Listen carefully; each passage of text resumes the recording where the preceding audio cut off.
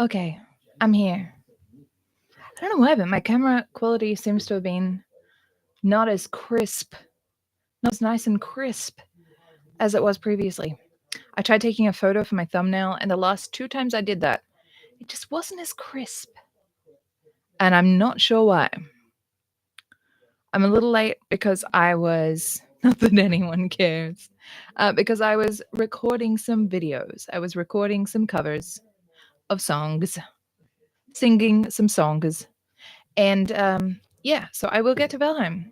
I will get to Valheim. But yeah, I was recording some songs. I need to get back into updating my Facebook page with song covers because I just did the local busker muster yesterday and I'm hoping that people will follow my page, but I really need to make sure that there's shit on there for them to engage with because otherwise what's the damn point? Uh it's like come to my store. I'm opening my store. Come to my store and then it's like there's nothing there. I'm not selling anything. No, you got it. You got to have stuff.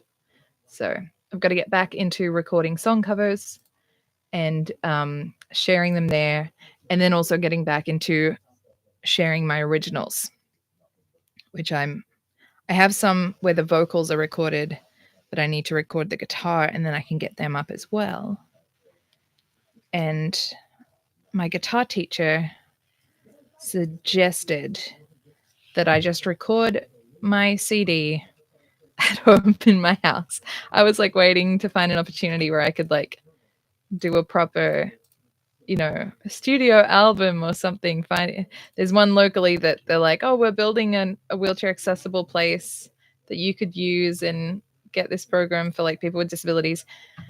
They have not answered my emails. I don't know when that's going to happen. And my guitar teacher's like, you have a microphone at home, you have a guitar at home, just do it at home.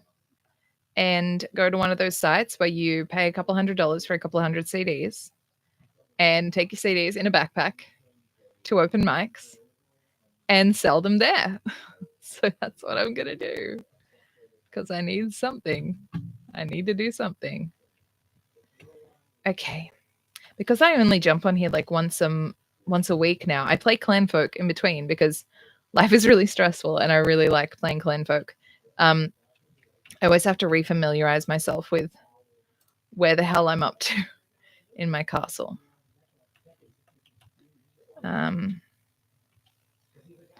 Corner snaps. Oh, I love a good grid system. Grids just make me so happy. I used to play Roller Coaster Tycoon. Then I played one of the newer ones, and they're like, you know what we're going to give you? More freedom. No more grids. Just place shit wherever you want. And I was like, no, please don't give me freedom. That's the last thing I want.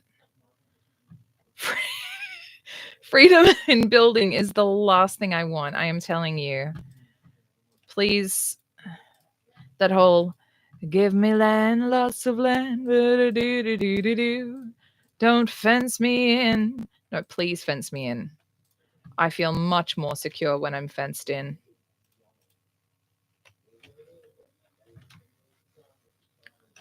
I feel nice and safe when I'm thoroughly fenced in. Okay, I'm going to have to get roofs going on up here.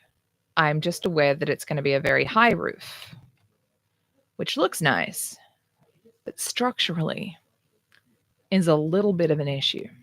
I feel like I'm always just balancing on the edge of how high Valheim will let me go. I think as long as I support it, we can just have a go. We can just, being in hell is all about just having a go, really. I need more wood. I need more wood. What Nell's streams are about are just more wood, more stone, going into the forest and just getting shit. Chopping down trees. Hi, Anne. I don't know if I placed it. Here's Nexon. Is that Nexon? Hi, Nexon. Nexen, and let's check on Nicholas. Is Nicholas up here? There's Nicholas. Hi, honey. And there's all my trees. I don't know if I placed anywhere in the busking festival yesterday.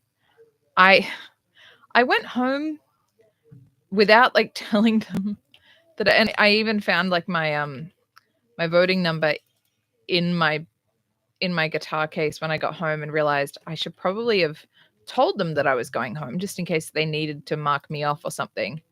I was just so tired that I just left. So I think last time they emailed us all and told us who placed.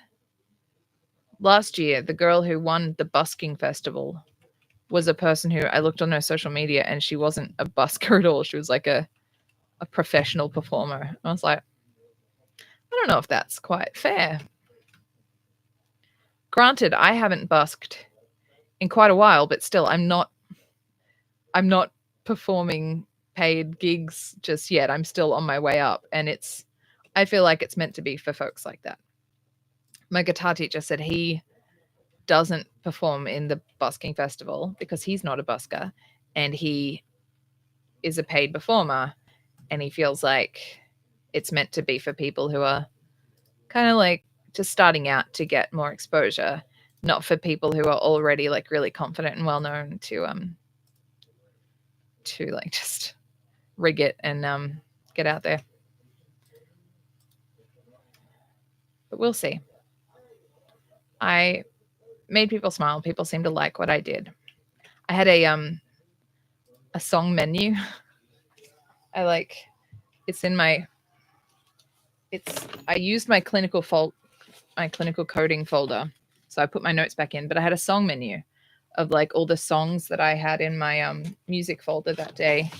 And so I had people I was like, oh, would you like to choose? Because some people make requests from buskers. They're like, do you know this guy? Do you know this guy? Do you know that song? And it can be quite frustrating. And like, I want to make people happy and give them what they want, but I get frustrated if like I don't know the song, or if they want to make a request but they can't think of one. So I thought I'll give them a song menu of all the songs that I have music for, and that way like if they can't think of one off the top of their head, they can just look at the list of songs and be like, oh man, haven't heard that one in a while, I'd love that one. And this little 6-year-old girl came up, and her mum looked at the song menu, and the little girl whispered to her mum, and the mum is like, she'd like to hear Hotel California. I'm like, oh, okay. We got some good taste in this very, very small child.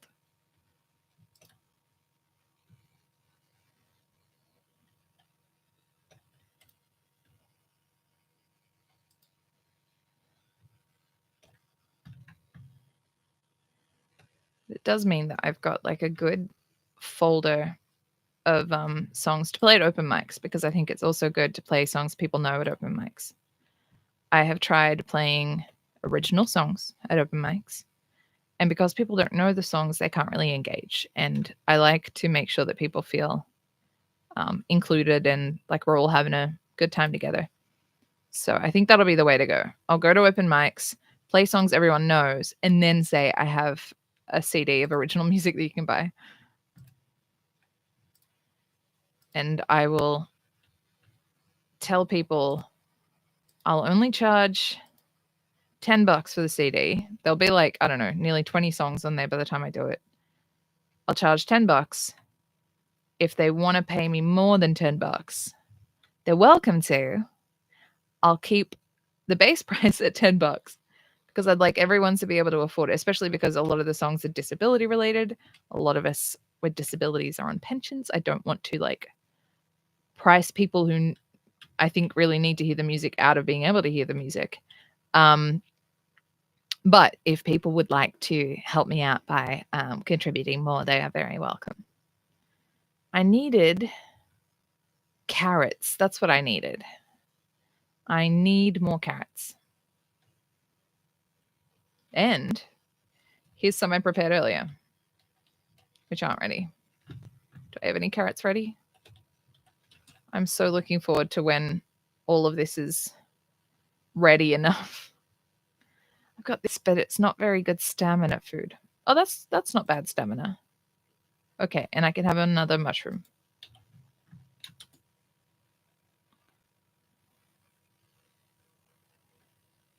There are some songs too that I like had never really listened to the whole thing. Like Betty Davis Eyes. I'm pretty sure that's about a serial killer. It seems like a sweet song where it's like, she's got Betty Davis eyes. But then it's like, she'll unease you just to please you. What was it? She'll take a tumble on you, roll you like you were dice.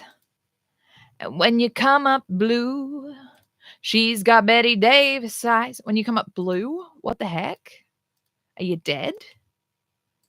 Is Betty Davis Eyes about a serial killer? All the boys think she's a spy. She's got Betty Davis Eyes. She'll let you take her home. It whets her appetite. She'll place you on her throne. She's got Betty Davis eyes. She's ferocious, and she knows just what it takes to make a pro blush. It's about a serial killer, guys, I'm pretty sure. I hate this stump. Cheeky stump. I have to use a pickaxe to get the stump out of the ground. Okay. And you'll be one of the first to know when the CD comes out.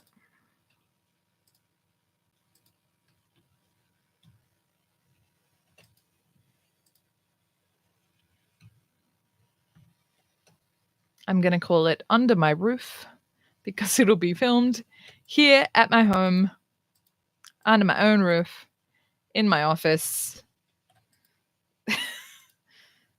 I'll just have the CD cover. I'll make my office look neat, and then I'll just have the CD cover just be a photo of me in my office. I also found this place that does like custom USBs, because a lot of people don't have CD drives in their computers or CD players or anything. This place that does custom USBs, and they do cases that look like CD covers, and then there's a little spot for the USB. So I really want to do that so I can like sell them in USB form as well. But it still has like all the artwork of the CD. And I know people could just go on Spotify. Maybe I'll sell it as CDs and then be like, oh, you can get this now. I'll sell it on I'll put it on Spotify in 6 months. But if you want it now, you got to get it now, or if you just want to help me live as an artist.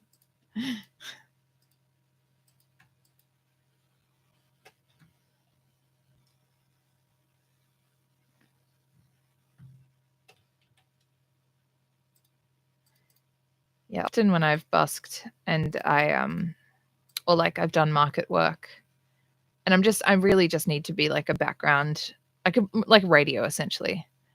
I haven't really focused on doing heaps of songs that everyone knows to get all the attention on me. I haven't intended to get all the attention on me.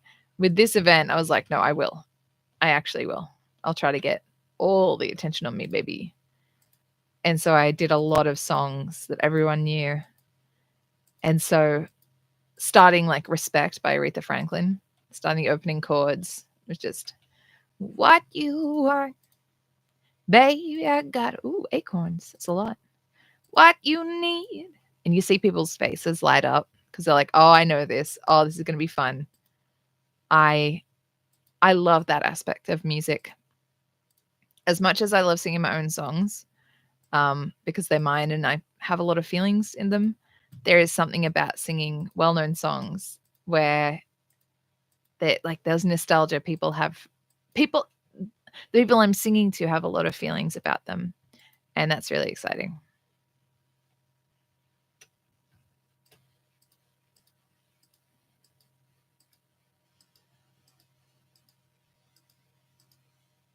Okay. All right. Home on the range. Jumpity jump. At some point, I will have to go into the swamps and get more iron.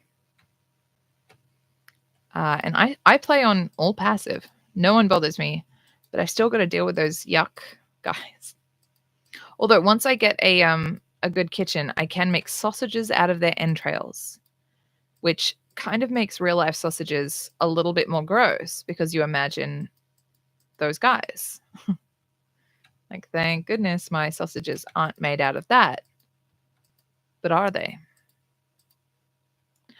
Also, what I love about playing passive is that I get to, oh man, look at that. Just look at that. And when I get the full roof up, it's got, oh man, there's Nicholas. I wish I could change his pop-up name. Yeah, what I love about playing passive is that I just get to see how everyone behaves. Like the leeches, I had no idea they were as big as they are in this game. Because usually they're squirming around and I'm killing them. In this, I get to see them, and they're longer than a guy. They're longer than a damn guy. I measure things in terms of guys. How are they relative to guys? I used to love that in books about like dinosaurs and creatures and stuff. And like they would measure everything in terms of a guy. There'd be a guy, and then there'd be like, this dinosaur would have been much bigger than a guy. Whereas this dinosaur, much smaller than a guy.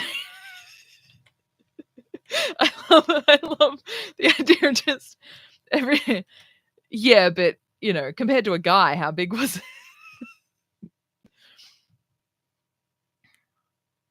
Everything. We are so focused on ourselves that everything. I mean, it's natural. It's natural because that's our point of reference. But it just makes me laugh so much. It's like, yeah, but compared to us, how big was it? I have so many beach seeds. Time to do some planting, beach. I'm gonna plant me a forest beach.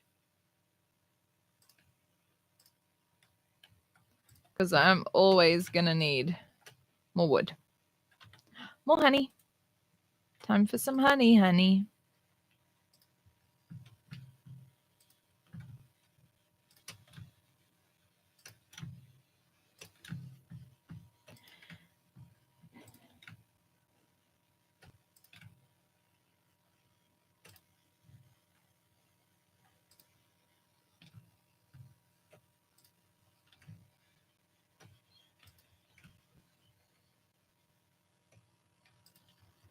She'll unease you.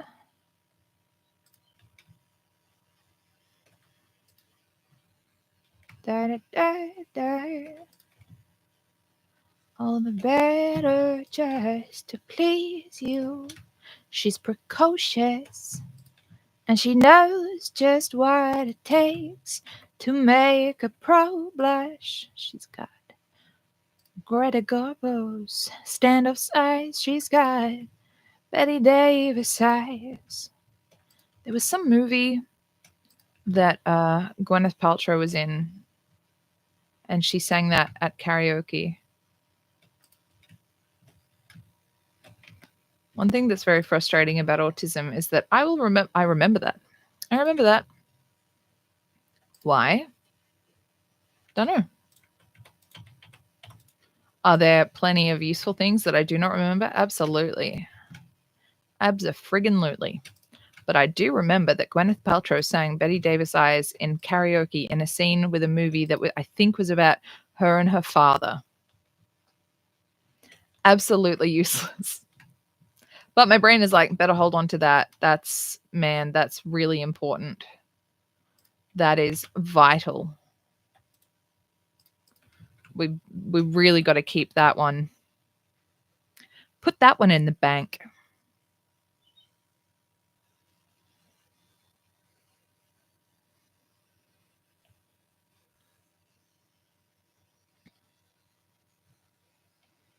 Okay, let's check on the carrots. Check on the carrot situation.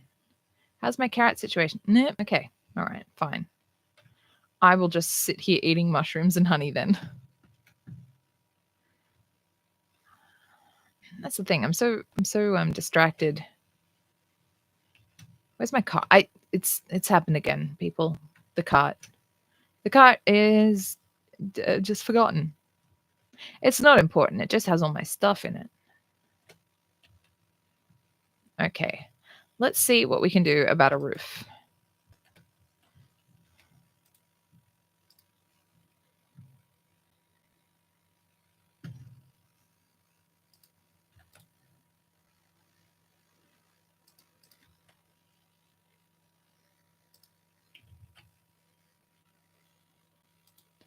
Okay, I think this will be okay.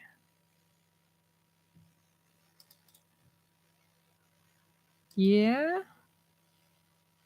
Yeah, you're going to be okay? All right.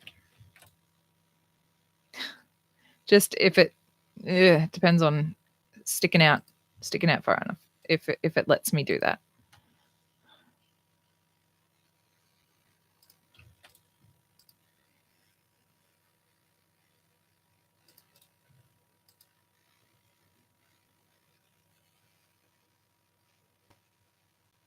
Come on. Come on. Come on, little buddy. There we go. There we go. All right.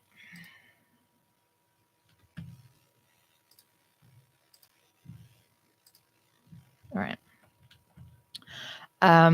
Okay, so the good news is that by the time we get to this chimney thing, it will probably need some more support, which is fine because I'll be building it. I've got to remember I tore down my other house, which means I can't see what I did, but I think I remember the kind of thing I did for the chimney. Just means I'll probably have to go outside and build some scaffold. There we go. That's, yeah, expected that. Okay.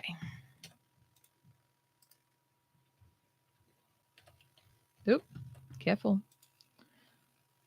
Let's do a bit of this. This is for now. Eventually I can get some darkwood grates when I've made it to the plains. But I'm not in the plains yet. That's not for me just yet.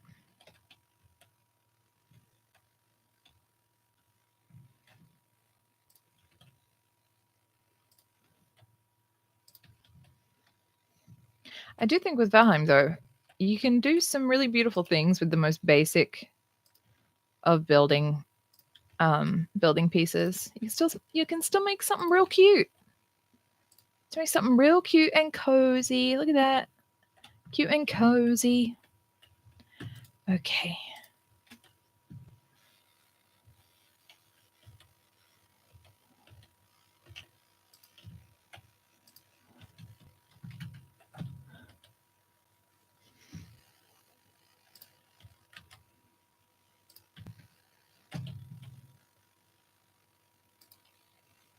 Okay.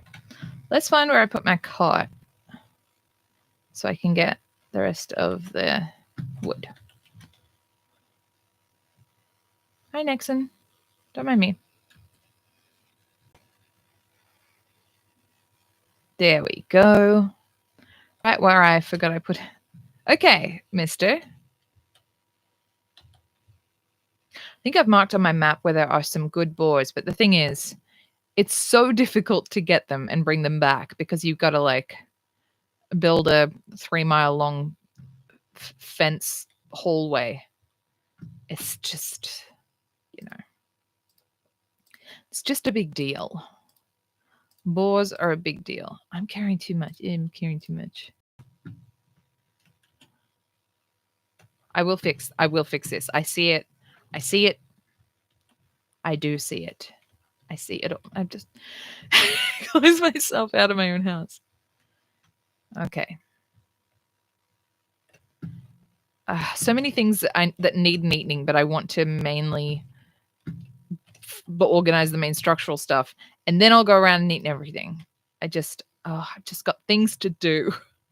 So many things to do.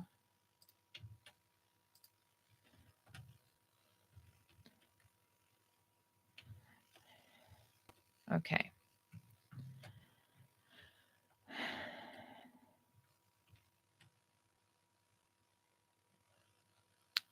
Okay, so that will probably go across there.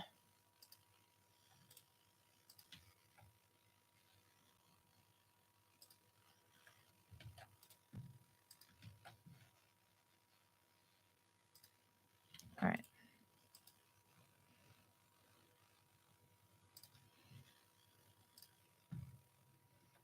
Okay. If you need me, call me, no matter where you are, no matter how far. Don't worry, baby. Ain't no roof high enough, ain't no moat low enough, ain't no chimney tall enough to keep me from getting to you, baby.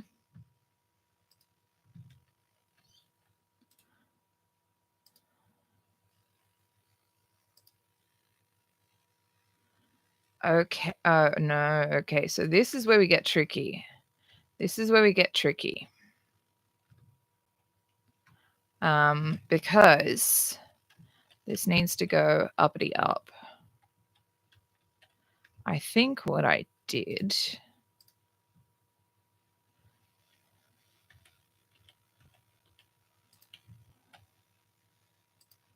Man, I wish I hadn't torn down my previous house. It's making it difficult. I think what I did.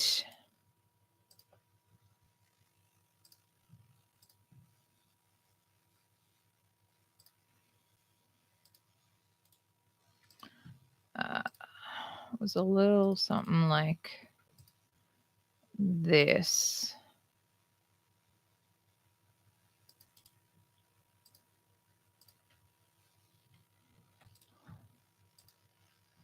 I need scaffolding.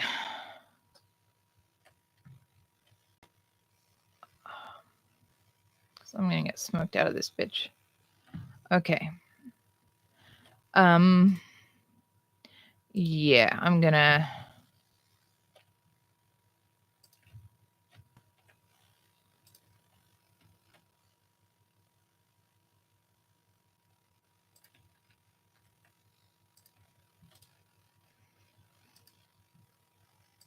Nope.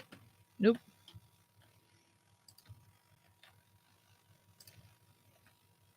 Nope.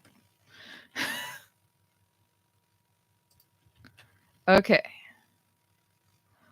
We're kneeling on the roof. Come on. Let's just line up for me. Line up for me. Yeah, there we go.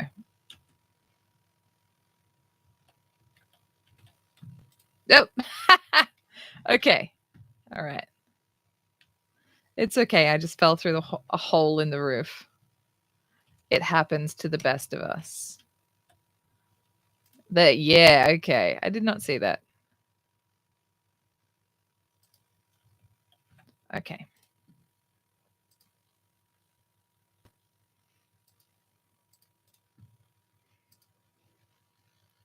Gotta make it neat. Gotta make it neat. Neat and sweet.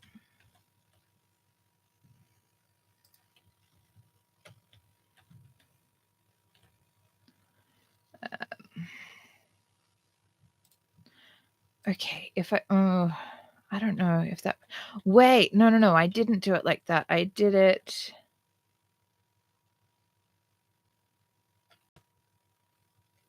Why did I build what again?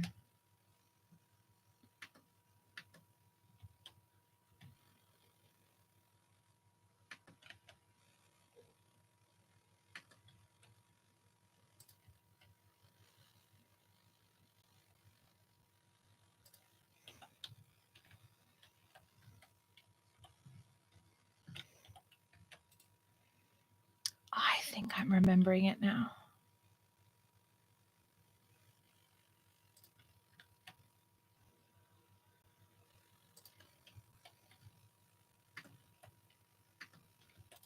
Yes. It's all coming back to me.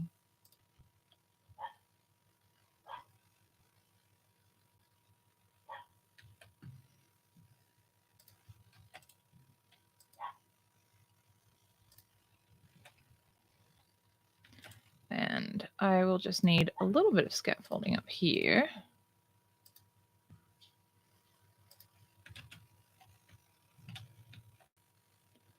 Okay. All right. Oh, I can hear the nasty dog. The nasty dog being my dog. My dog is a terrible person.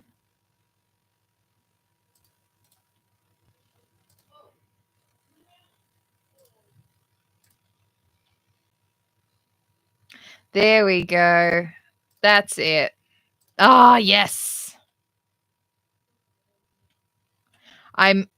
If you're asking why I was saying that I had to build a chimney again, Anne, it's because I had a little cottage and it had a good chimney design. But now that I'm building my big house, I wanted to do the same kind of chimney design because you've got to have a way of getting all the smoke from these fires coming out of the house. And I was trying to remember how I built that, and I was having a bit of trouble. But yeah, then I remembered. Figured it out. That's the design. I think I need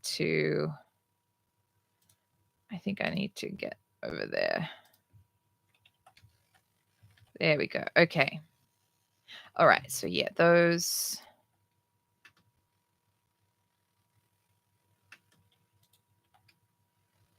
All right. Yep. Why don't I have a second hammer on me? I used to carry a second hammer everywhere I went. Why am I no longer as prepared? All right. Easy fix. I am doing a great work, Anne. Thank you. It will be a very cozy, safe, strong home. And then as I go further through the game, I will unlock better furniture and it will be so beautiful in here. Okay.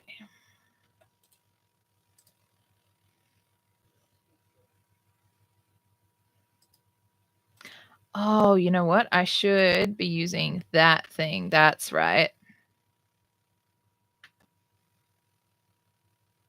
No, wait, I can't use that. It has to be this, which means that it puts a little thing through the ceiling, but that's just the way it is. I might make it a design choice and put another one through the middle on purpose.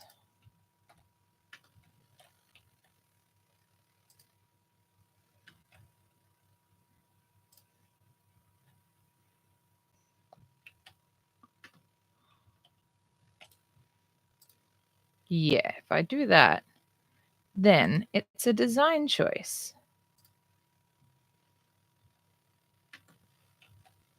Okay.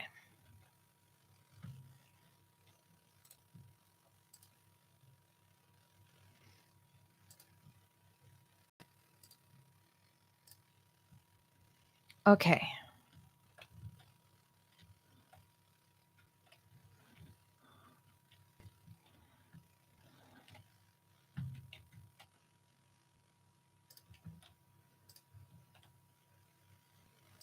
Always make sure that your mistakes become design choices. Then no one will know. There we go. Design choice.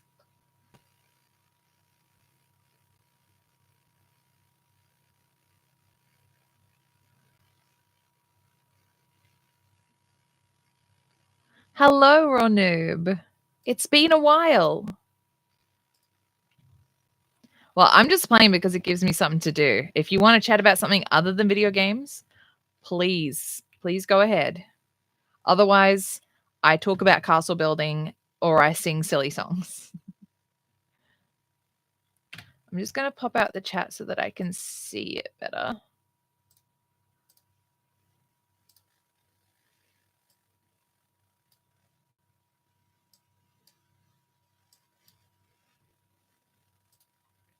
Thank you. Sometimes I wish that I could be like, I see other building things and they're like really complex and all over the place. Mine are usually rectangles, but I try to make them really pretty rectangles.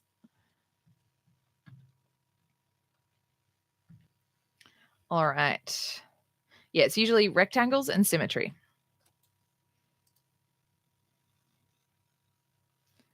I really like video games that let me just control stuff.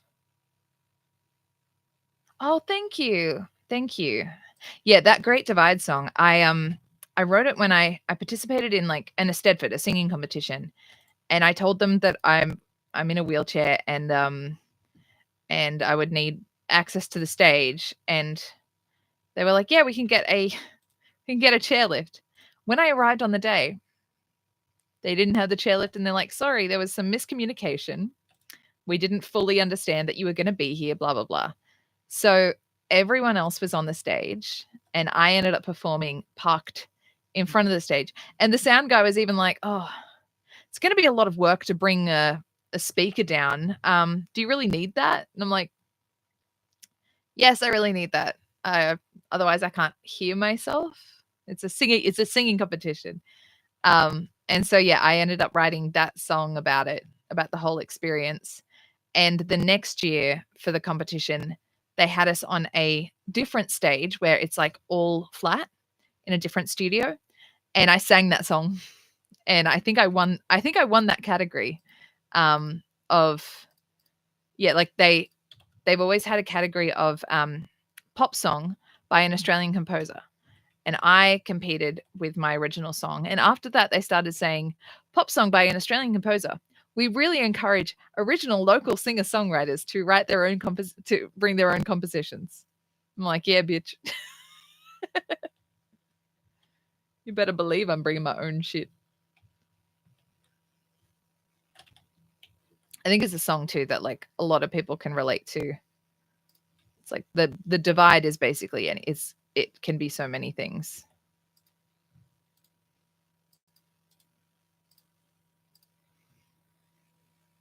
I better go to Viking bed. Lullaby Vikings, that's what I always hear when I die.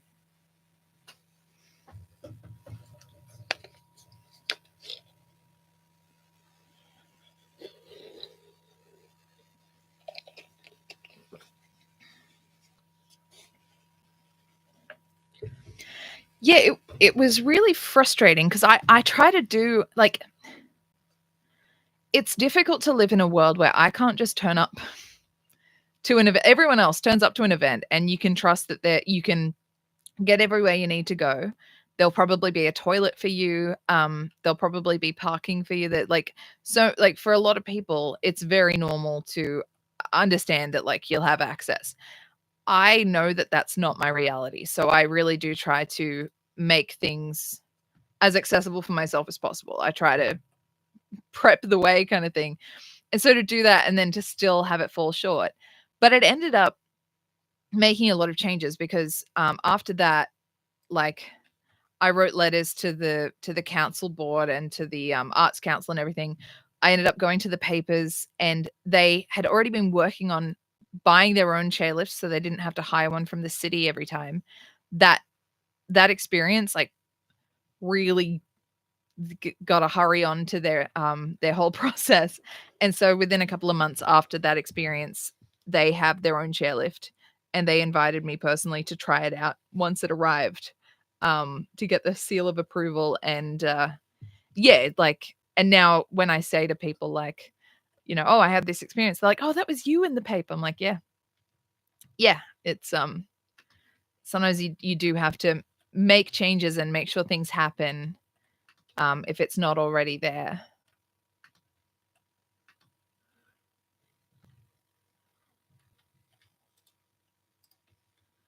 But it is that thing of like, I said to somebody this year at the same singing competition, sometimes I'd like to turn up and there be a door rather than have to bring my own sledgehammer every time.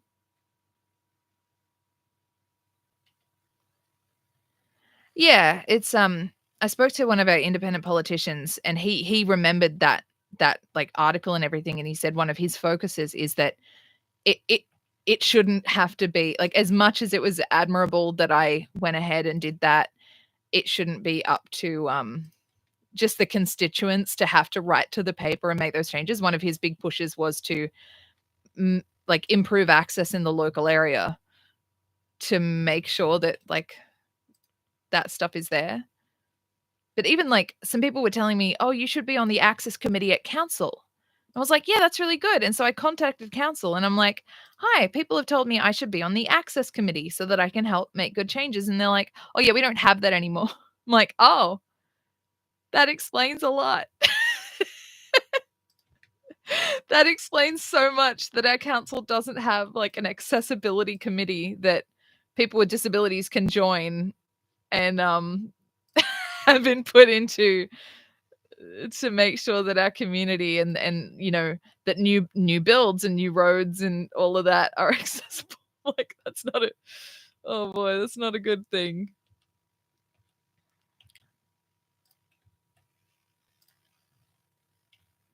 All right. Whenever I build something once, then I have to remember how to build it again. It's like in something like Clanfolk or The Sims, it's like you can just sort of like build a wall and then you build that wall again the same size. In Valheim, you have to like remember exactly how you built it.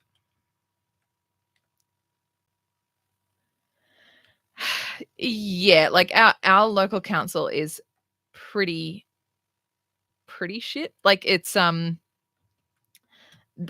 roads are known as some of the worst in the area.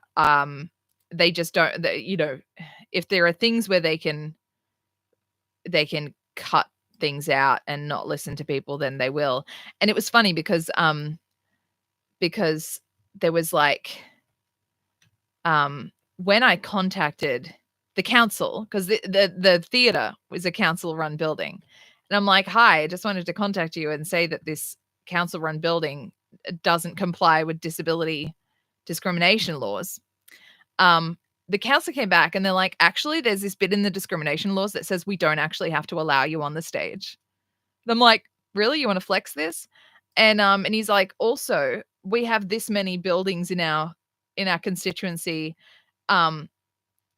It's really, you can't expect us to make sure that all of them are accessible. And I just said, if you're if you're having trouble looking after your like governing area, maybe you should consider stepping back from power because it sounds like you're not really able to do it. It's like it's not a flex to say we have so many places to look after that we can't even look after them. Not a flex, dude.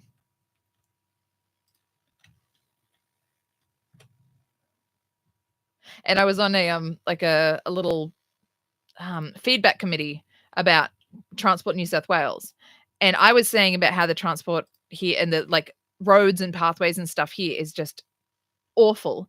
And there were two people who were like, "Oh yeah, we grew up on the North Coast, and it's really, really that bad. It's like known for being horrible." Like, yeah, we got a reputation.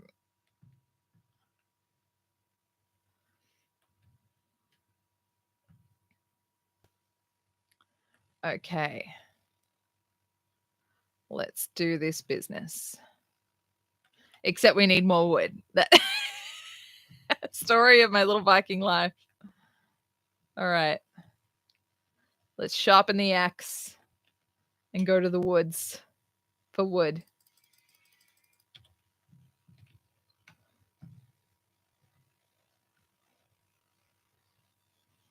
Nixon, what are you doing? Why are you acting cheeky? Hi, buddy. Don't push me. Don't push me around like that. That's rude. Okay.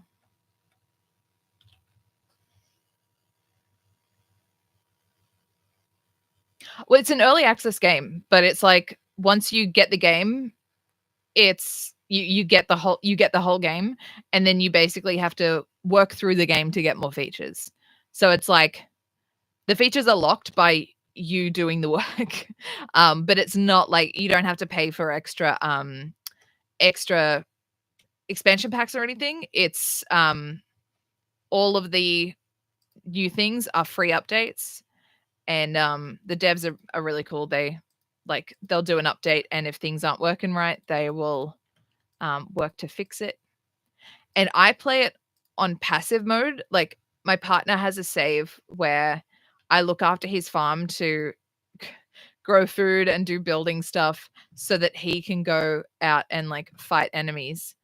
I like the building and I like the farming, so I play on passive where none of the enemies attack me.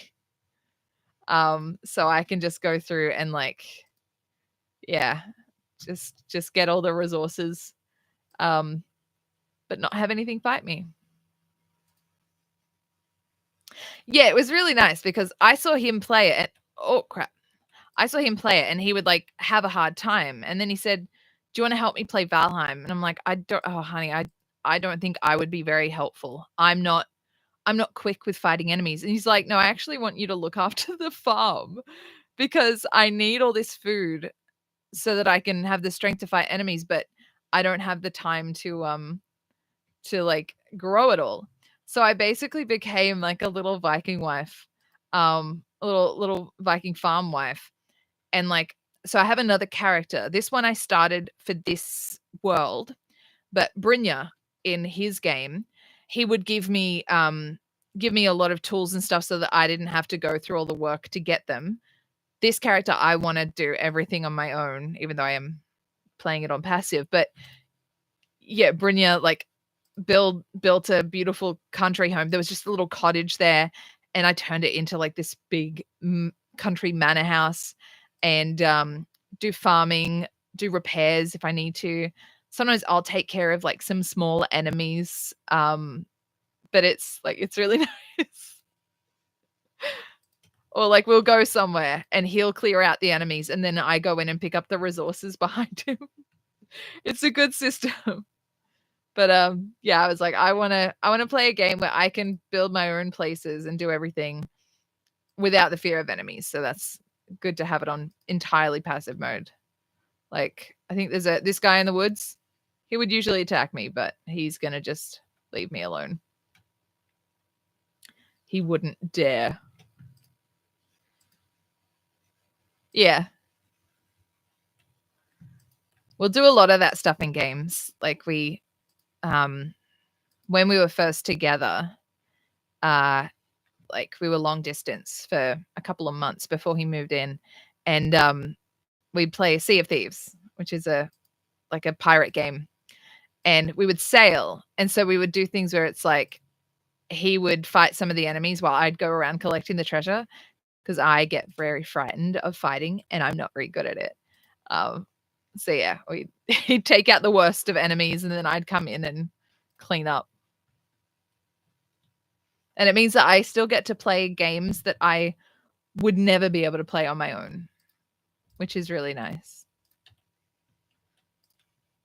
Games have been our love language in a lot of ways. And also, like, I had not played video games until I was 30, really, and met my partner. I'd played The Sims, but that was it. And The Sims isn't really a game where you like use the WASD keys to move characters around and do fighting or anything like that. I hadn't played anything like that. And so my brain really had to adjust and learn new skills. And so some things where we'd be playing a game and I'd be like, I don't know where to go next. And my partner's like, well, see, there's a blue light over there. That means you should go over there. I'm like, there's no sign. He's like, no, the game is giving you a sign. It's making it bright and shiny so that you go in that direction. I'm like, that's a game language that he learnt as a kid from playing video games, like on consoles and stuff with his brother. I did not. I never learned that.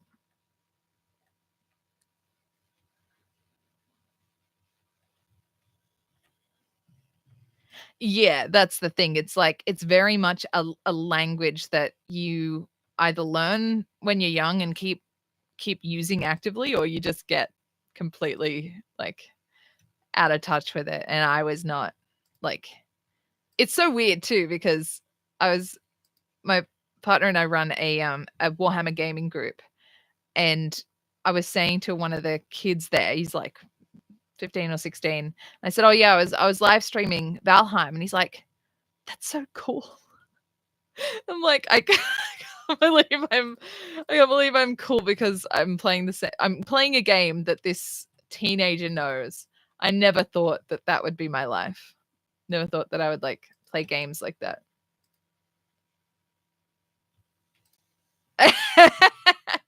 Warhammer is something that I also didn't know about until my partner came. My partner brought so many like really cool hobbies into my life that I didn't know. I didn't really have a lot of hobbies before I met him. I would sew and I would play The Sims. But because I'm autistic, I was like, these are the hobbies I've had for 20 years. I don't need any more. And then I met him and he was like getting back into Warhammer and he showed me some of the stuff, like the miniatures and stuff. I'm like, I wouldn't mind trying to paint a miniature. And I picked like one of the most difficult miniatures I could simply because it was a tech priest and I identify as a tech priest. I'm like half mechanical. I wheel around and I believe tech priests are basically just very efficient autistic people. So I was like, I want to paint one of them. And then he's like, oh, there's this game. I wouldn't mind learning that. So I'm like, oh, maybe I could learn it too. Like he's made me very brave with trying new things like that. And then it was like, oh, well, we're here in this town. We don't have a lot of friends. Are there any gaming groups? Not really. Maybe we should start one. So we did. Yeah, it's a board game where basically you paint your own pieces, essentially. So you get the miniatures and you paint up the miniatures. Some people buy painted miniatures or like ask somebody else to paint them. Yeah, and it's a strategy board game. There have been oh my gosh, I'm sorry, little guy. Yeah, there have been video games made like in with the Warhammer IP, but it started out as a board game. One day I will show off my I'll show off my miniatures either on stream or in a video because I'm proud of them. But yeah, you play different factions and there's a lot of lore. There's like heaps of novels about it, novels that have become audiobooks, like I don't know, dozens, hundreds of novels. My card. Yeah, and it's very cool. And like we've got this group that our town just did not have. It didn't have a dedicated Warhammer group, and it had a tabletop gaming group that kind of met every 2 months, and then it just eventually stopped meeting altogether. And so we wanted one that was going to be consistent. And we've got some kids there who it's essentially like we like it and we tell the parents that it's like they have to speak to each other. They have to communicate to each other. They have to learn how to interact with each other. And even like when we're painting together, some of the kids will just sit there and not do anything. And I'll say to them, did you want to do anything today? And they'll say, paint. Okay, well, what do you need to do that? I needed a cup of water. Okay. And I don't say, do you want a cup of water? I say, would you like to ask me for a cup of water? Because they're often the shy kids who don't know how to talk to anyone. And so it's like they learn how to speak to people. So it's like they have to say, Nell, could I please have a cup of water? Absolutely.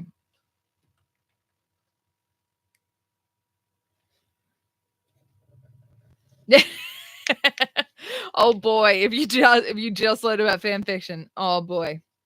Oh wow, what a world.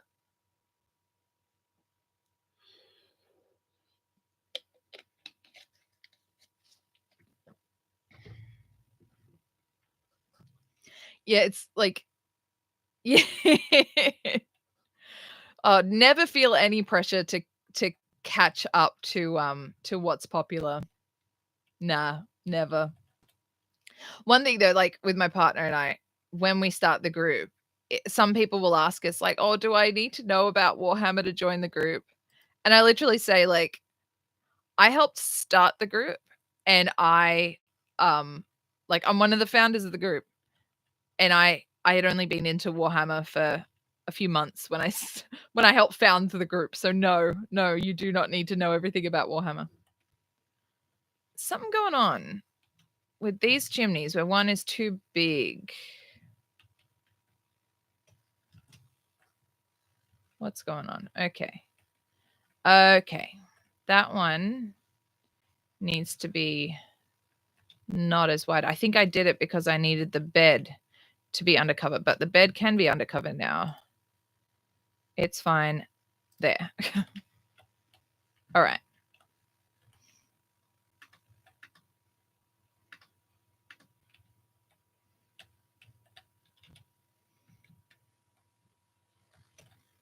All right. I shall tease you, she'll unease you, all the better just to please you. She's precocious.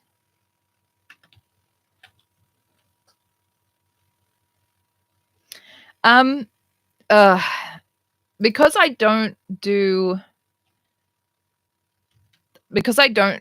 like anything else in my week, we were able to manage like once a week on a Wednesday. We would do that, and then once a month, and we'd run it in the afternoon. And it would be something where it's like if I needed to stay home, my partner could run it instead. And then it was honestly getting too difficult, so we had to cut back to once a fortnight. And the thing is, everyone there knows me, knows my health, knows my partner's health. So if we do say, guys, we're like, we need some help, or if I have to just go and be really quiet, people like, yeah, we share responsibility, but it's also that like we have such a good team of people who are very understanding of us and our needs, that when it comes to like zapping my battery, the people that are there, it's a small group. Often we only have like half a dozen people there, at most a dozen, and they're the same kind of people. It's a little neurodivergent soup, a little bunch of weirdos. And if I turn up and say, I don't have the spoons to talk to anyone, I'm just going to paint in silence. Please only talk to me if you absolutely need it. They'll respect that. Like they will respect that and not come near me, which is very, very lovely. So yeah, it's like it's the best kind of group to be in for somebody with fatigue issues, because they are very respectful of that.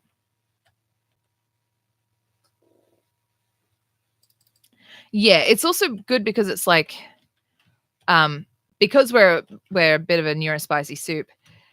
If somebody comes and like, I'll often just sort of, when new people are joining the group, I'll make sure that I mention something about, my neurodivergence, my asexuality, queerness and stuff, being non-binary, that kind of thing.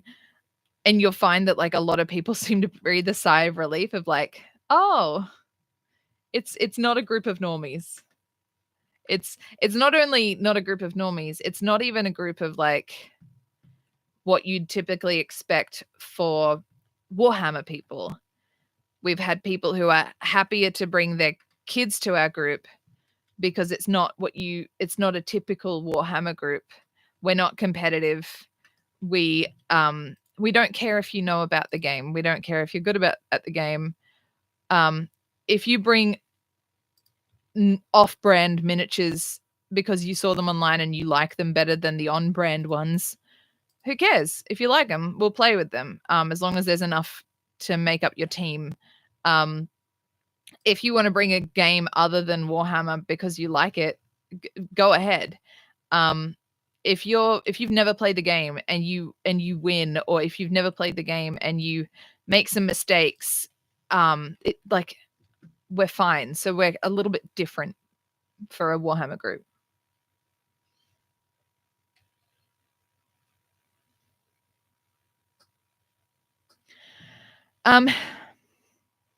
I don't like my meds stay the same every time. I used to take low dose naltrexone and dexamethasone, which helped me with fatigue. My doctor who was helping me with that though was shut down by the Australian government because he committed the crime of treating Lyme disease patients. They were like, "You're treating Lyme disease patients with treatments not approved by the Australian government." And his response was, "You haven't approved any treatments yet. So what am I meant to do?" And they're like, "Wait for us to approve some." And he said, "If I do that, people will die." And they were basically like, "Well, that's better than possibly harming them with um with your unapproved treatments." And a heap of us patients like sent letters in saying, "This man has saved my life. Like, please let him continue to save my life." And they did not like that. So I can't get LDN and the low dose steroid anymore. So my fatigue, I struggle with it a little bit more than before. But I take my meds with me when I go. So it's like, no, they didn't acknowledge the letters at all. Apparently, like in his hearing, they didn't read them. He said he had all these letters from his patients to show, like, as basically as proof that no one was harmed. There were no reported cases of harm, and that what he was doing was like categorically of benefit to people. And they were like, no. It would be like if somebody got gangrene on their leg and somebody was like, "I don't want to cut their leg off because it could hurt them."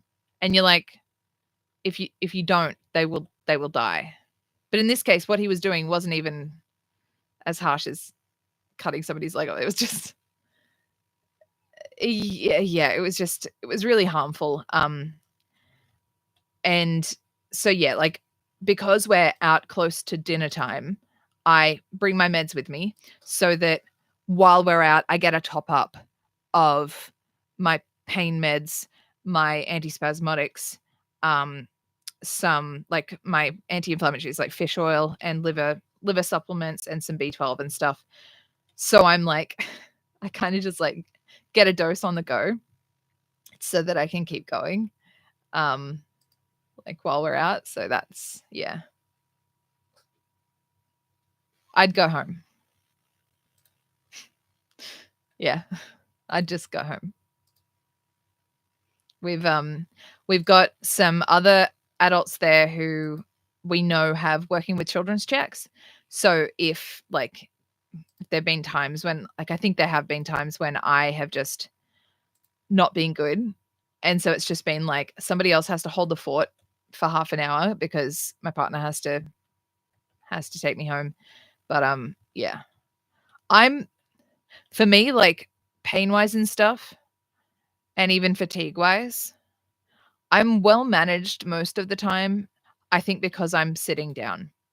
Like, ever since I became wheelchair dependent, I have less flare-ups, I think simply because I'm sitting down, and so I'm using less energy to keep going because my energy is it's sort of like I'm conserving energy by sitting down. So I'm not doing the things that actively flare me up, like moving, which is kind of sad, but it's the way it goes.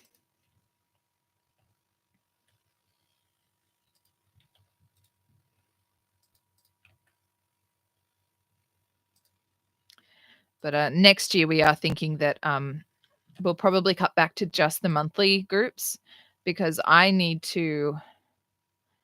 not always able to afford my medicine. And so I've had to skip a lot, and we don't want me to do that. And so I need to I've started a course in clinical coding, but it's taking a lot out of me to do the course. And I also the course costs money.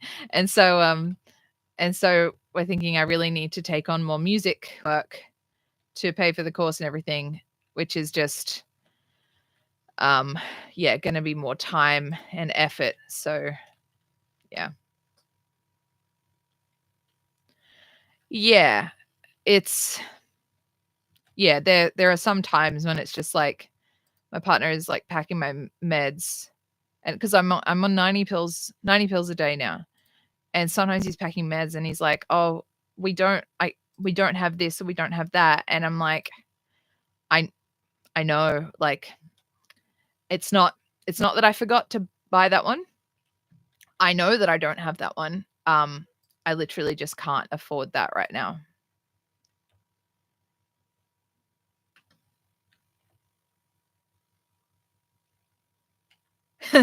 I don't know. I don't know. I would like it would be nice if I had a bit more of a following here on YouTube. I feel like I've got something special with my music and the stuff I talk about. Um yeah, I don't know. But I do think that like once I do more in the way of music, that will help. I also have like a thing called the chronic pain rap that I'm I'm gonna bring out. It'll be like, yeah, it'll be something that I really need help to do it right. But it's basically and like my partner thinks it's very cringe and I don't care. I once said, "Can I show it to you? Can I like sing it to you?" It's like it's very embarrassing and cringe. And he's like, please don't. I'm I'm way too white to do it. But it basically goes, hello, my name is Nell and I have things to say. Come and hear a crappy rap about my crappy day. I've had a lot of aches and a lot of pain, and tomorrow I wake up and do it all again. It's chronic pain time. So here's a chronic pain rhyme.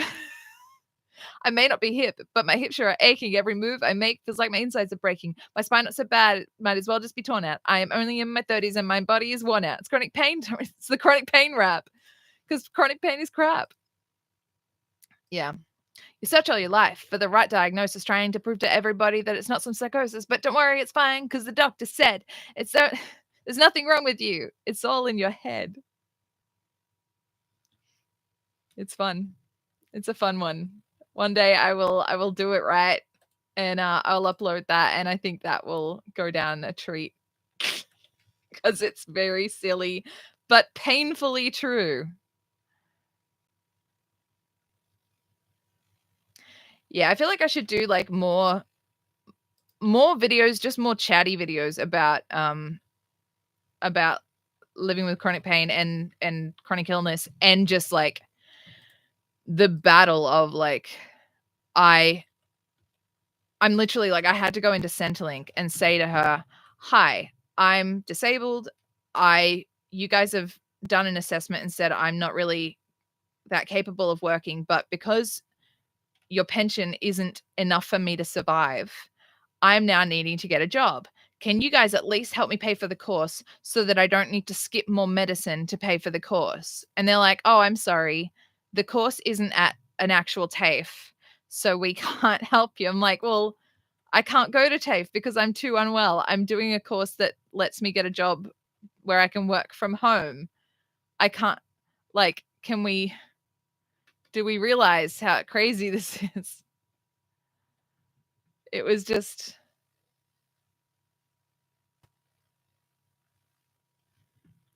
I'll have a think about it. I need to honestly like do more networking and find more people in my niche. Um I try to like comment on other people's stuff and hope that if I do that enough people might like see me. Also I don't know if I should like focus on Aussie people because then it's like we're in the same time zone and stuff. Um but yeah, I would like to there's this amazing creator on Instagram called I think she's called Chronically Jenny, and she does amazing stuff. Also because she like has to occasionally use a mobility aid, and so she really does experience what it's like to have an invisible disability, which I had before I progressed to full time wheelchair using. I was used a walking stick part time, and it's like a very um difficult box to be in.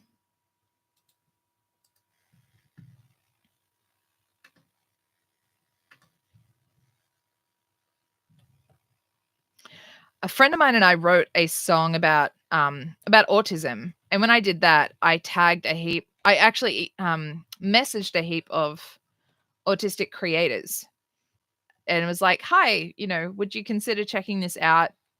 If you like it, maybe you'd consider sharing it on your platforms or talking about it." No one got back to me.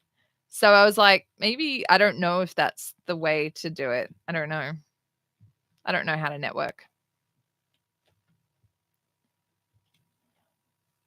Okay.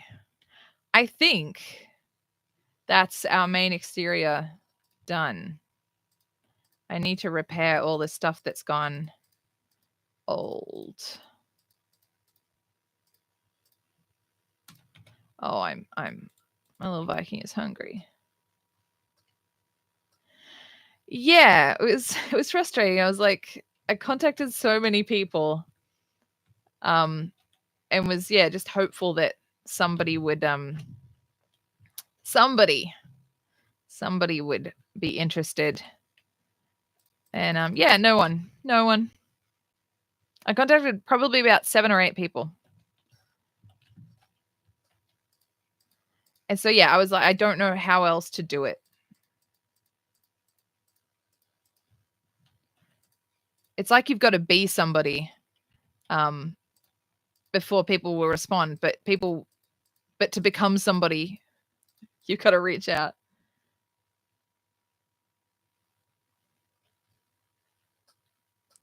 That's what I feel.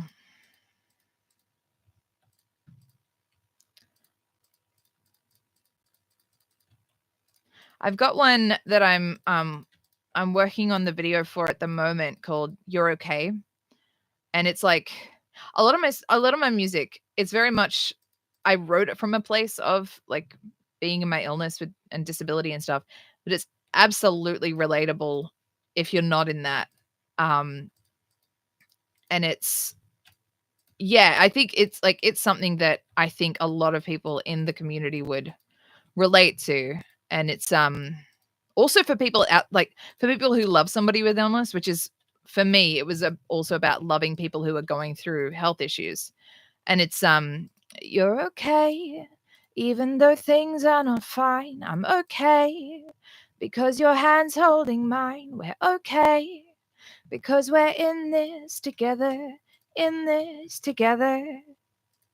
And I'm hoping that will be well received. Thank you. I appreciate that. It's funny because I do come across people who are like, "Man, your music really hits me. You should be bigger." And I'm like, I kind of feel the same way, but I don't know how to make it happen. I really don't know how to make it happen.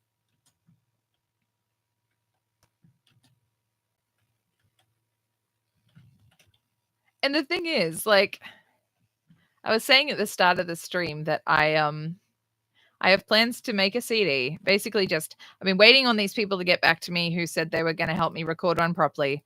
They haven't been answering my emails. So I'm just going to go ahead and record one at home with my guitar, with this microphone. My partner's going to help do like final production one-overs because I'm partially deaf. So I can't really listen to it and make sure that it sounds all like equalized and mastered. And I'm just going to start going to open mics and selling that and just trying to get an audience that way as well. And yeah, selling them online probably. Just really do it from the ground up.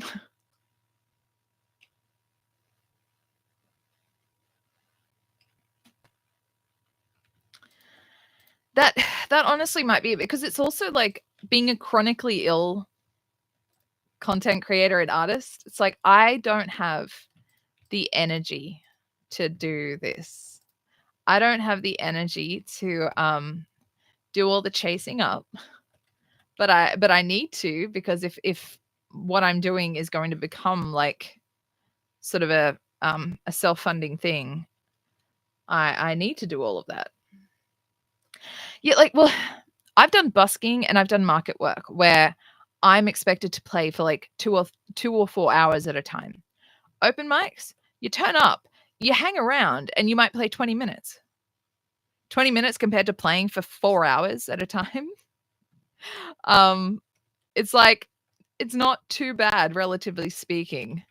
Because yeah, like I've played markets. It's like I remember one market I played, and I stopped to have a drink and to speak to someone, and the organizer came up to me and she was like, we are expecting you to still play. I'm like, I'm sorry, I was just having a drink. She's like, yes, but if you could just reduce the amount of drink breaks you take. Like, I'm sorry. It was, yeah, they weren't happy about me just having a break. Hi. And I am trying to get around to local places and try to get gigs. But I think having my own little backpack CD will also help with that because I can just hand them a CD. Also, I found a place that does like USBs, but you can make cases for them that look like CD cases. So these days, for a lot of people who don't have like CD drives on their laptops or whatever, and they need USBs, this thing is like they can have a USB, but in a cool little CD case, so still get the experience. Yeah, I was like, she was basically saying that if I was going to take drink breaks and talk, like I had to choose one or the other. And I'm thinking, I'm here to make the punters happy. If the punters want to speak to me, then that's what I should do. Like no one who's listening to me was complaining. They were happy that I was, talking. And I was always really like, if somebody was talking to me for longer than a minute, I was like, well, I really do have to get back to work. I will definitely keep writing songs, and I can't help it. Literally can't help it. I could not stop writing songs if I tried to. Sometimes I'm like, yeah, I think this is it. I wonder if this is all I have in me. And then another one pops out.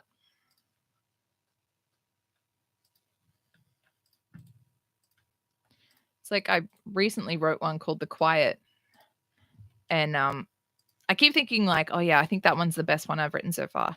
And then like The Quiet came to me, and I think that one, my partner and I agree, is the best one I've written so far.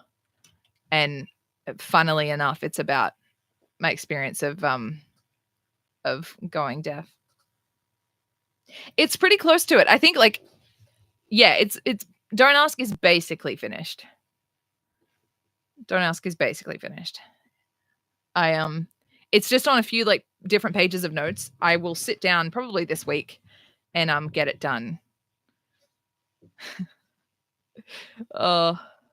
It's fun too, where it's like I remember having a worker and I was like showing her my songs, and she said, I think people like basically saying that able-bodied people might have difficulty relating to my music.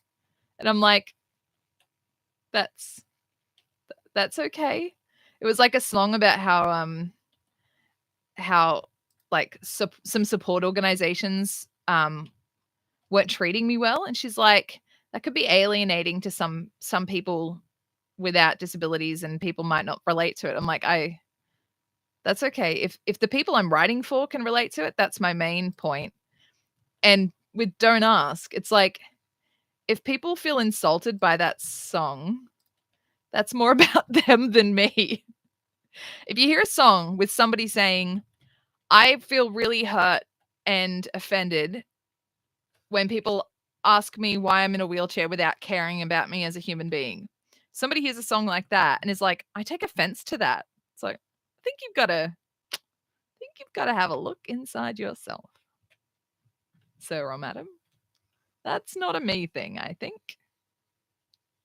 The carrots should be ready.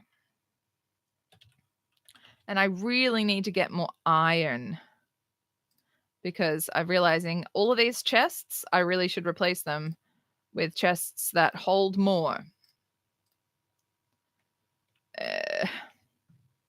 Okay. One of these has feathers. Yep. One of them has, yep. There we go. Okay. Let's do some carrots.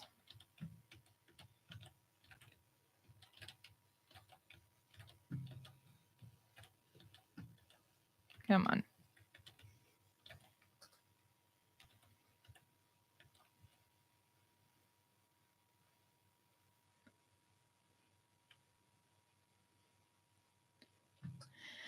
Thank you. Thank you. I found that like a lot of when I sing, I prefer singing in ways that helps me feel vibrations. So I sing, yeah, some lower things, and it's the thing that when it becomes difficult is editing my own songs. That's why I need to get my partner's help, because I got really upset once because I was trying to edit a song, and I got into the equalization thing, and I was changing all these settings for equalization, and I was like, I can't even tell the difference. Like everything was in the cookie bite of the mid frequencies. I could not hear the difference at all. And I got very, very upset. And but yeah, like a friend of mine has offered to help me, to help sort of teach me, like give me some singing lessons kind of thing. Because I was at a singing Eisteddfod, and I basically was talking to people, and it sort of came out that I was the only person without a singing teacher. And I was putting myself down, and I was like, maybe I don't belong to be here. This is really stupid. And then I still placed. I still won some. I still came second in 2 categories. And so my friend was like, you placed despite being deaf, being in a wheelchair. So I'm sitting down when I'm singing and not having a singing teacher. So he said, cut yourself some slack. And I can't afford lessons. So he's just offered to give me some tips, just when we're at our gaming group, just to take a half hour. But one of the things we're going to look into is the science behind deaf singing. So basically focusing on the vibrations in your throat to stay on pitch. Because basically a lot of the stuff I need to do for music now is to kind of future proof it. So I'm learning, I'm making sure that what I'm learning in guitar will allow me to play even if I can't hear, because that could be the future. I need to see an ear, nose, and throat doctor soon. I need to find one who knows enough about my hearing impairment, because it's kind of rare. But yeah, we need to find out basically what I'm looking at for the future, how much loss we're looking at, because it seems to be going, how much loss we're looking at, how fast it's going to go, how much time I have to to future proof things. It's very fucking scary.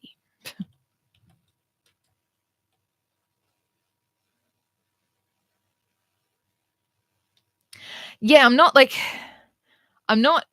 pro at it yet, but it's getting there. It's like I yeah, it's something where I'm just noticing it in myself, and I have a feeling that it's something that I've kind of just been doing accidentally, or like intuitively for a while, and that might be why I've still been able to sing despite essentially losing my hearing over a period of time. Yeah, but it's just something that I need to get better at. I need to be able to do it kind of on purpose, rather than just like doing it accidentally. I need to be very focused in being able to pitch myself. And one thing that I can do that I know some people struggle to do is like staying on pitch without an instrument. So if I start singing, if I'm singing a cappella, if I start singing, by the time I get to the end of the verse, I can stay on pitch, whereas some people, they'll float around a little bit. So I already have pretty good pitch, as it is. Um, so I think that's already kind of already kind of a good thing that I've got, going on. So yeah, it's just I've had my, I've done a lot of crying about it. And just that frustrating thing of, like, when I was younger, I wanted to be a dancer.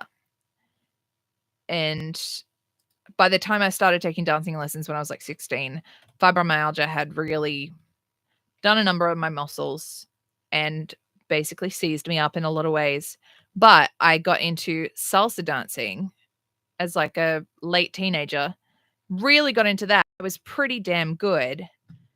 And then within a couple of years, chronic illness completely ate away at me, and I ended up in a wheelchair. And then, like, I really lost the appetite to do anything in life, and then got back into things, got back into life, took up music, got really into music. Let's really do the music thing. And and then find out that I'm, losing my hearing. So it's like, really? Really? That's do we need to do that? Is this really what we've got to do? Um and like I know that um that in a way I could decide I'm not going to do it all. I'm just going to stop, but I don't know what else to do. It's that thing of, like, I keep writing songs. I can't help but write songs. When I'm sad, I write a song. When I'm happy, I write a song. When I'm confused, I write a song. When I'm making a sandwich, I sing a stupid song. I am always writing songs. I need to make sure that I can keep writing songs, and I need to make sure that I'm making a lot of music so that if I do go deaf and if I can't do a lot of music, other people still have it. Um, but it's just it does feel quite cruel. It does feel pretty fucking cruel.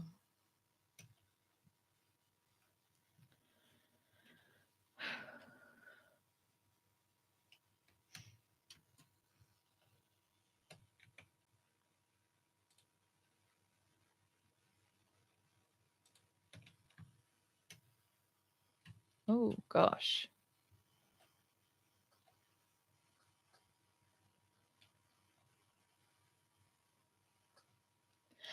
Thank you. I like to think that it's like my guitar teacher was saying similar, although in regards to my guitar playing, because I was getting sort of self-conscious about my guitar playing because I was like, oh, I don't think I'm the best at guitar playing, and I don't know if I'm, like, getting good enough. And he said, like, people are listening to your lyrics, and he said you have a good voice, but it's also that when you have storytelling lyrics, that's the important thing. Um, that people are really they're listening to the story, and they're not, like, as long as they can hear that story, that's the main thing that they are holding on to. So I feel like that's yeah. If there are times when I'm a little pitchy, um, yeah, it's not as important for my guitar playing to be the best or or anything like that, as long as the stories that I'm telling are solid. And I think I've got that. I think I've got that okay. And that's the thing, that it's like my my songwriting is still good. Like, my songwriting is probably getting better. Entrails.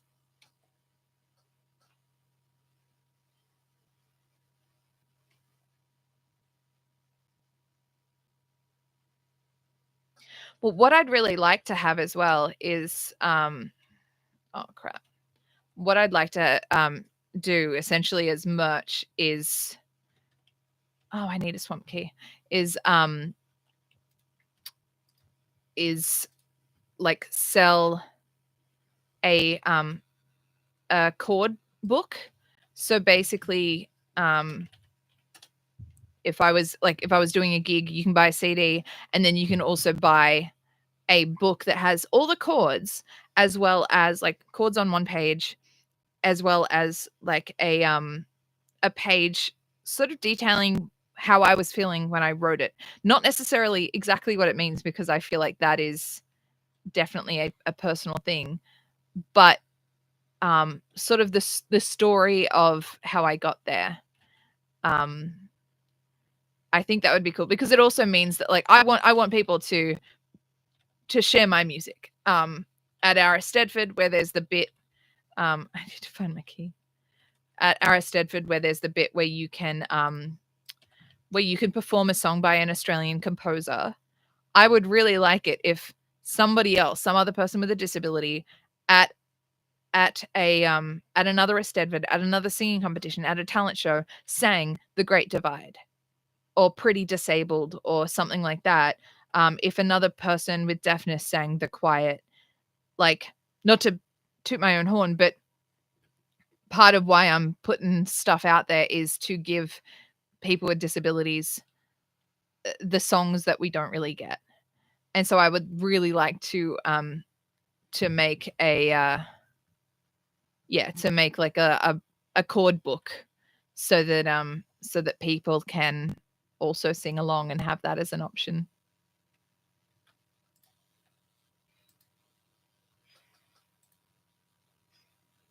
Yeah. And honestly, that furthers the reach too, because then it's like, sing them, tag me, let me know what you're doing. I want to hear, like, if you can play cello and you can play my song on the cello, I want to hear that, because I can't do that. If you're a disabled musician and you can like give my song a different life, I want to hear that. Like, I want to see how you do that.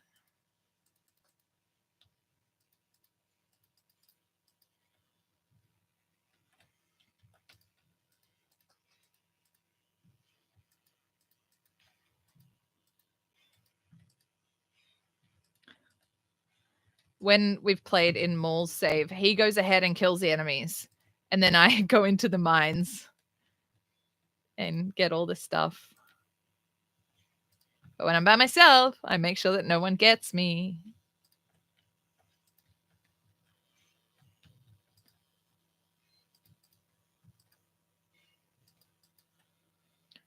But yeah, I found a site where you can like get CDs printed, but you can also get like booklets and stuff printed. So I'd really like to work towards having that kind of stuff.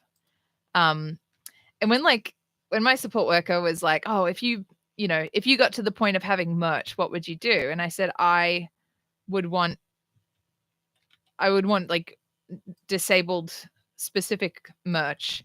So if you think like specific shoe, I would want to sell shoes that had like zips. I would want to sell jeans that are longer at the like higher at the back than at the front, because that's really hard to find.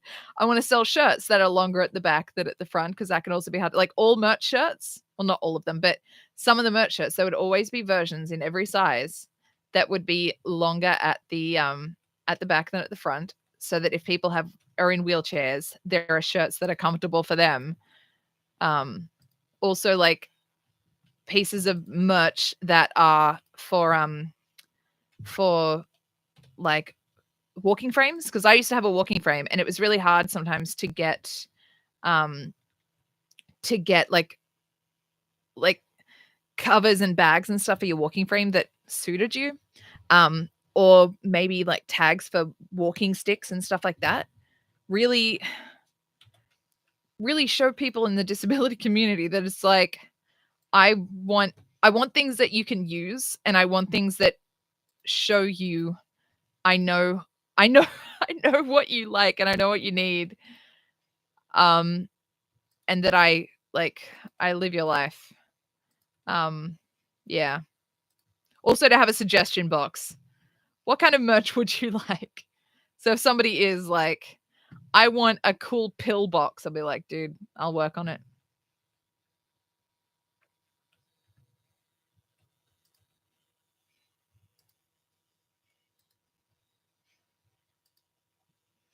Also, yeah, even if it's just like wheelchair rims that say wheelchair babe.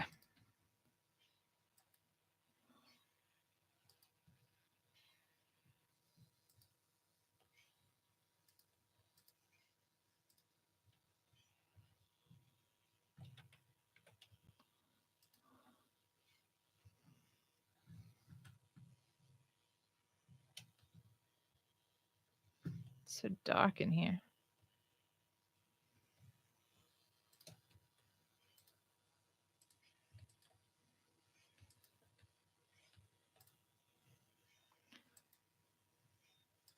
Also, a big thing for me would be that, like, if I got to the point of like working with a band, I would really love to make sure that bands I worked with,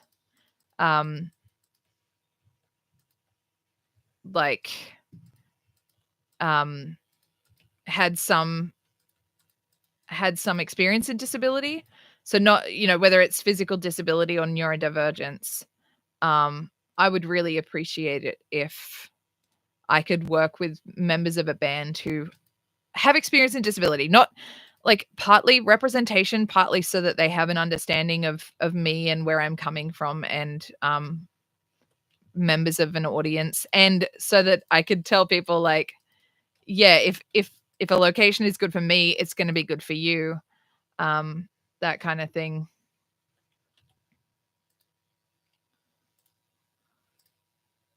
Oh boy, my Viking pockets are full. I'm gonna have to come back into here.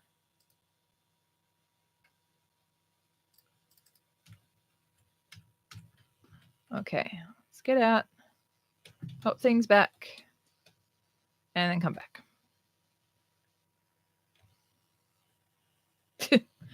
See, I like being able to just look at the abomination, but not be afraid of the abomination. Just gently watch the abomination.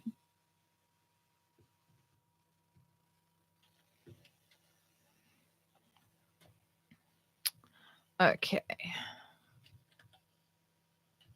All right. Let's get some coal. Too much coal.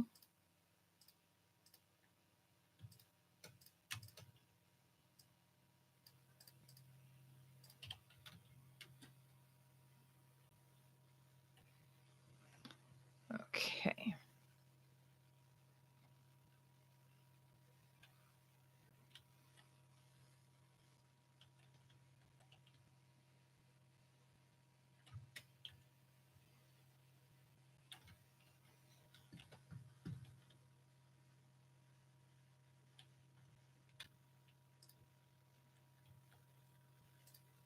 Okay.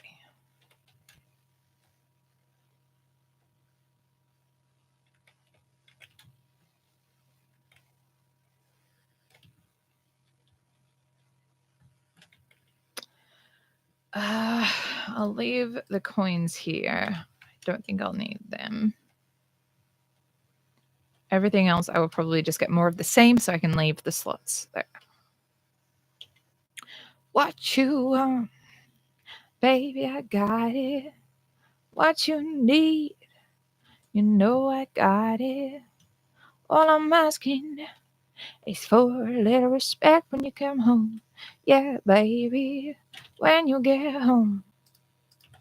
Mm-hmm.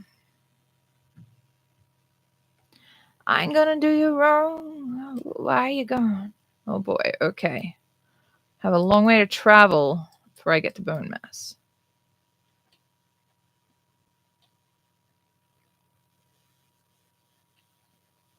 Oh my goodness, that's so early. Thank you so much for joining us. Hope you get some sleep. And yes, I will share. Keep an eye out on the channel. I'm going to share some original music in the next couple of weeks. There'll be some soft ones, and Don't Ask will be coming up in the next couple of weeks as well. Thank you so much. I'm just going to keep mining. Can't keep me out of the mines.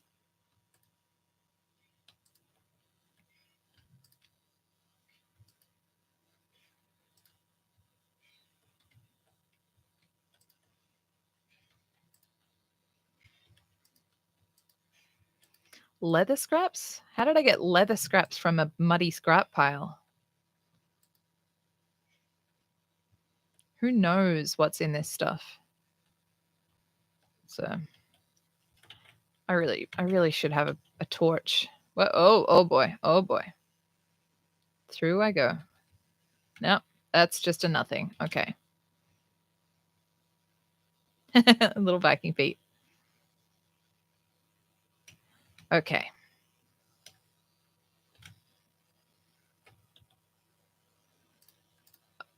Boy. Okay, coins. Nope, don't punch the scraps. The punching animation is one of my favorites. When I forget to get my piece of equipment out, punching will do. It's fine. I'll just punch my tree. I'll just punch this tree down.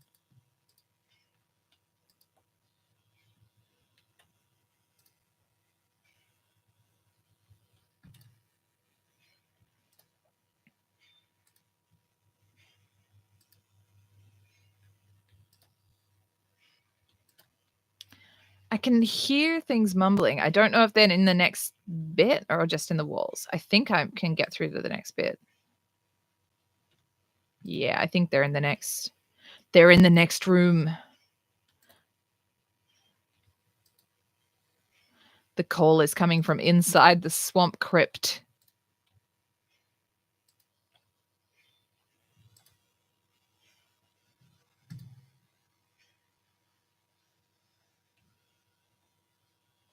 Oh man, my poor little pickaxe is not going to last. I wish I knew where my bronze pickaxe was.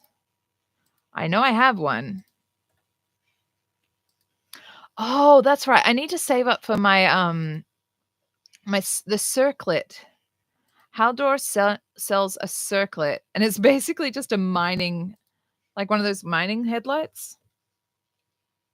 And it's very useful in times like this.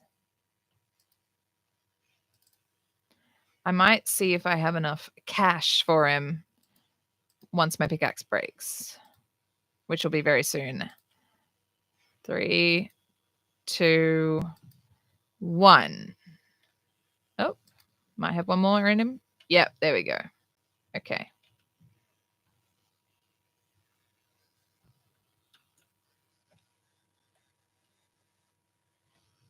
I feel cold. I love being able to just watch things in their natural habitat.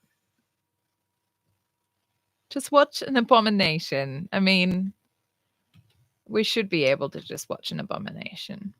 Can I pick up the coins? Oh, the coins are too heavy. Okay. The coins are what did it. All right. Gotta fix my pickaxe. I feel cold. I know. I need to go to bed. Blah, blah, blah. Okay.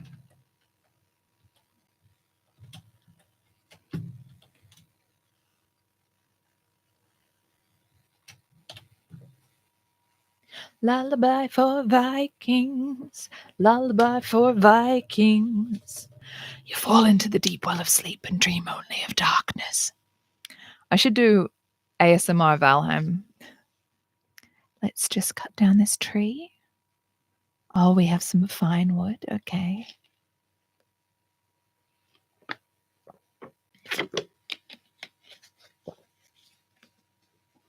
Big gulp.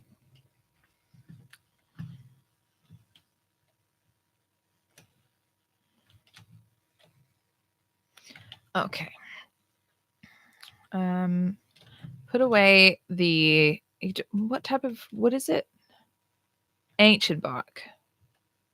Put that away. And then I will find I need to Wait, can I get the Okay, so how much chain? I only have 2. Okay. I need a little bit more chain, and then I can get the proper cauldron. All right. For now, I will put away that. Them.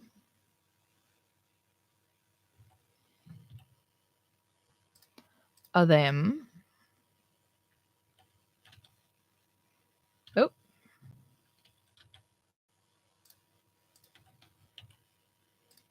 Them. Them.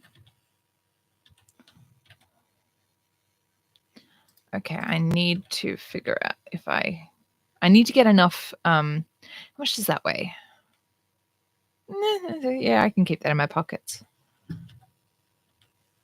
Do I have more? Okay, yes, I do have more.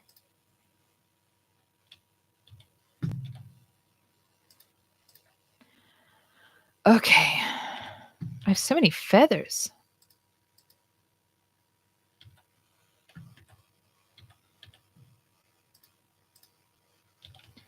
Where is my extra pickaxe? There we go. There's my extra pickaxe. I am all set.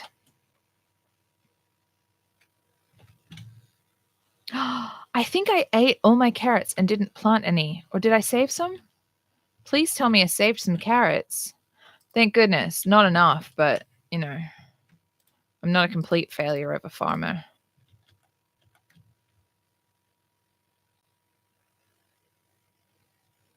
Okay. Let's visit Haldor. Is that Haldor? Yeah. Let's visit Haldor and see if I have enough. I don't think I do. I think I need like 450 coins. Generic currency. I love it in games or stories where it's like credits. Oh, just credits. How much is it? 620. That's insane. Okay. Good grief. Okay. Oh, I need to do another one of those. What is it? What is it called? Black Forest. I need to do another Black Forest trip. Let's get some more of this going. It should be done. The iron.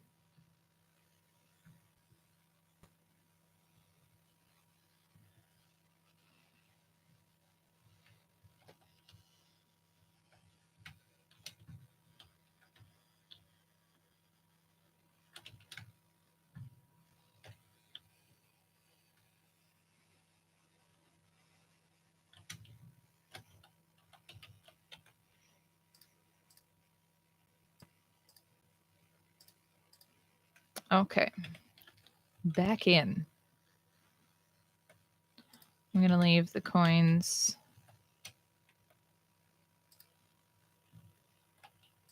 there.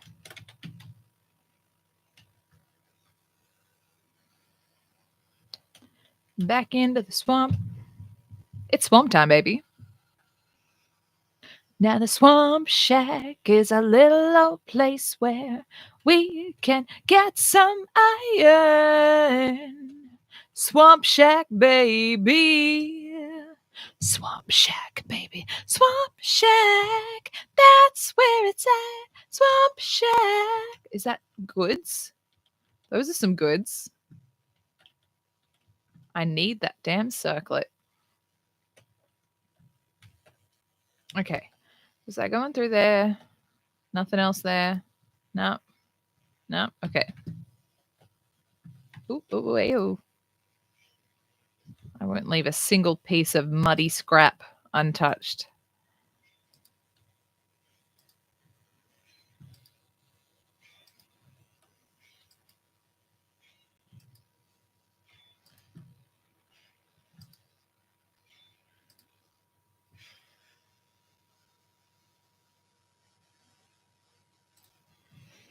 You must have some happy birds, Anne.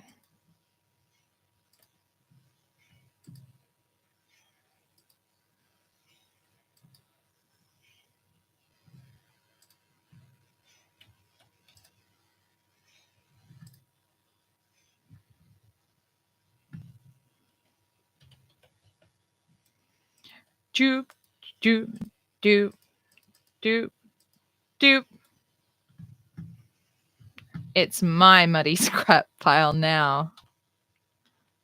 Is that a skull in there? Is that a skull? Is that just a pile of face, I guess?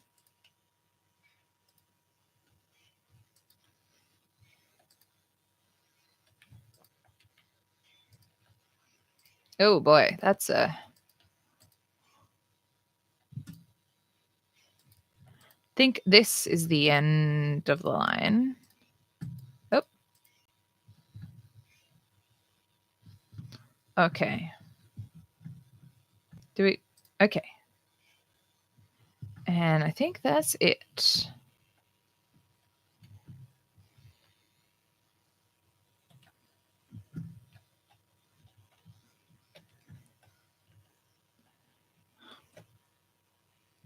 I love songs like Betty Davis Eyes because it's like when somebody gets old and it's like, she's got Betty Davis eyes. It's like, oh, does she? So she's old? So she's old and tired? I don't know. I don't know.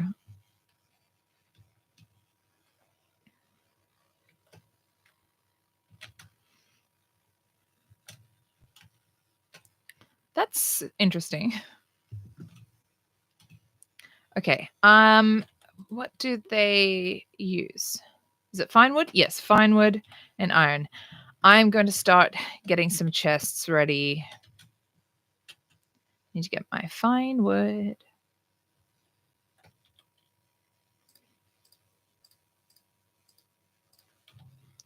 And she'll tease you. She'll unease you. All the better just to please you. Why do I keep doing that? Oh, I do want to... I'm going to leave that in a couple of stacks there. Then I can get the things for my cooking pot.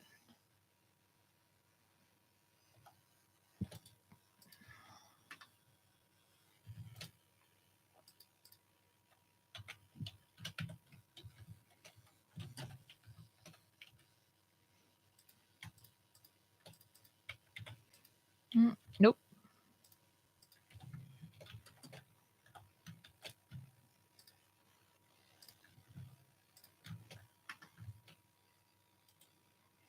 I need a forge to take this down. Good grief. Okay.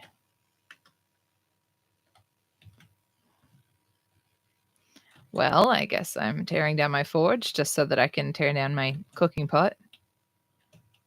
Because that's the way it goes sometimes.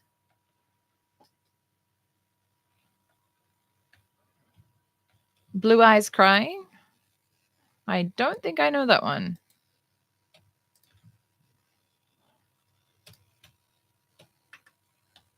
Oh.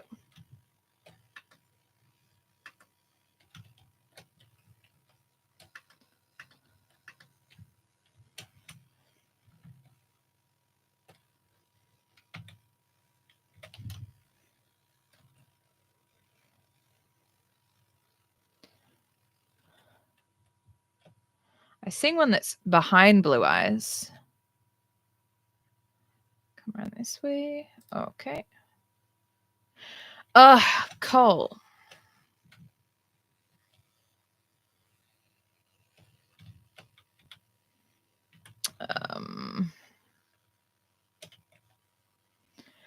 What am I doing with my life? Just in general. Yes, the little piece of coal that I thought was insignificant, but actually it means everything.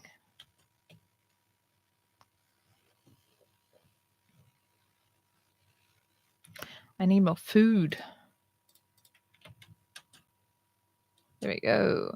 And we get. Okay.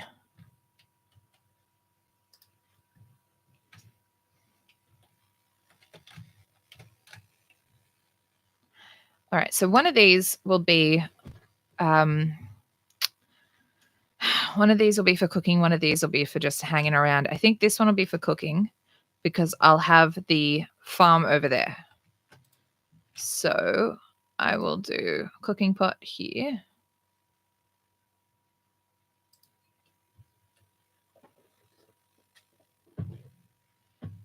Oh, Blue Eyes Crying in the Rain.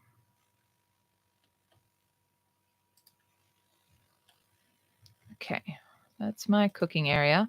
I will upgrade to this when I have a few more chains.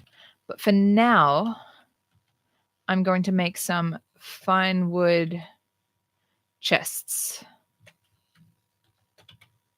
Okay, yeah. I need iron. I need fine wood. Okay, food can go over here.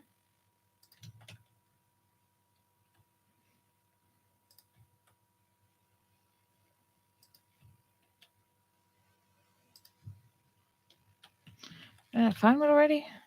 Oh, yes. Okay, I built these guys. Plenty of fine wood.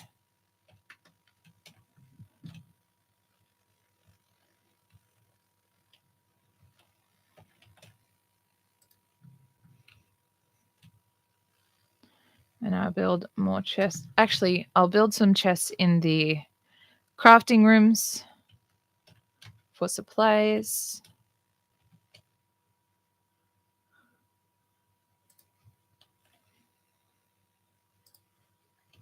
Okay, I need to make more iron, which means coal.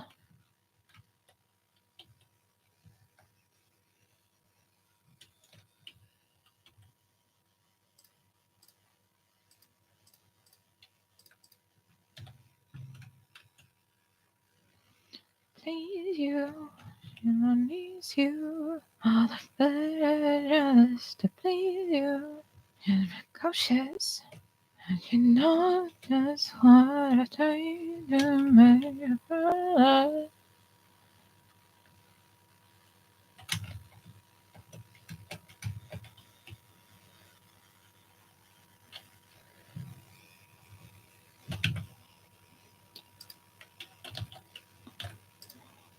Oh, okay. Might just do some regular little. No. I will do full-sized. Yeah, I'll do full-sized chests in here as well. And one in here as well for the coal.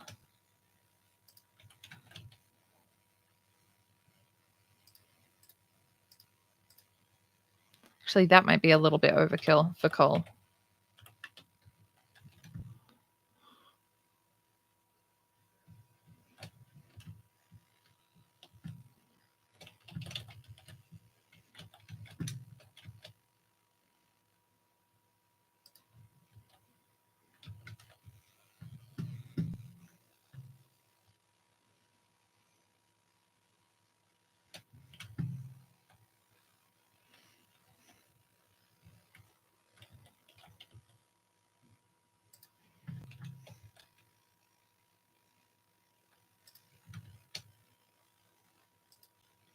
Okay.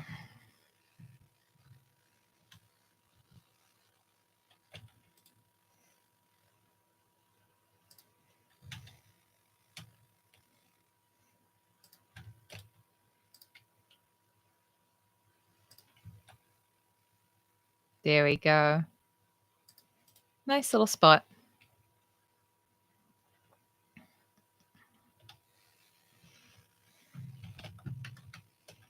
Let's put the bed upstairs.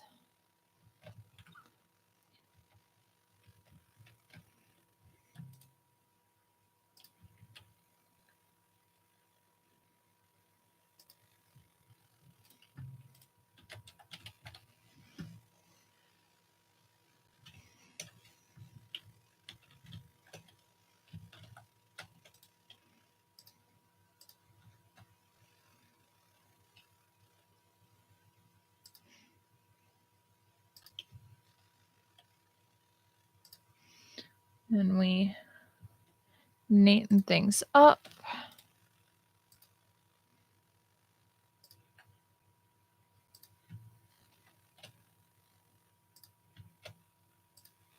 Yep.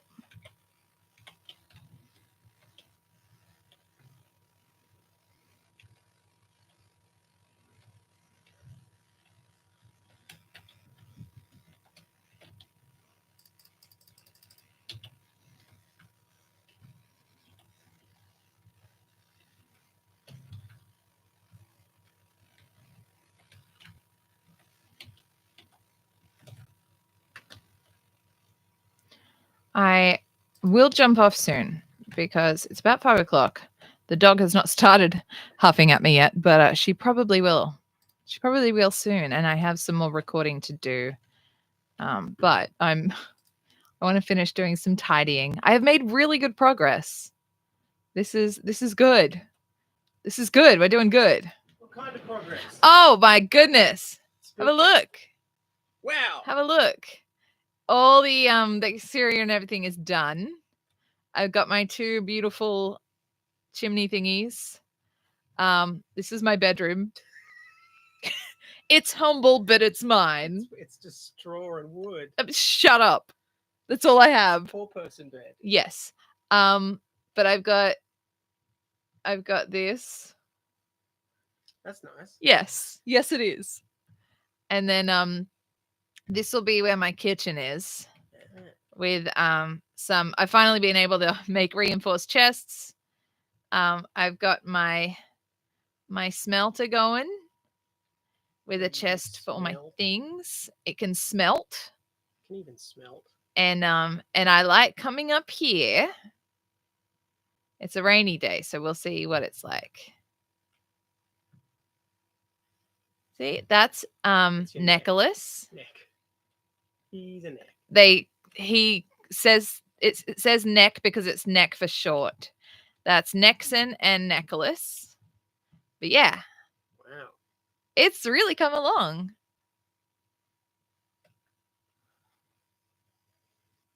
Spots. There's an abomination near where I was getting into a crypt. I just saw him wandering around.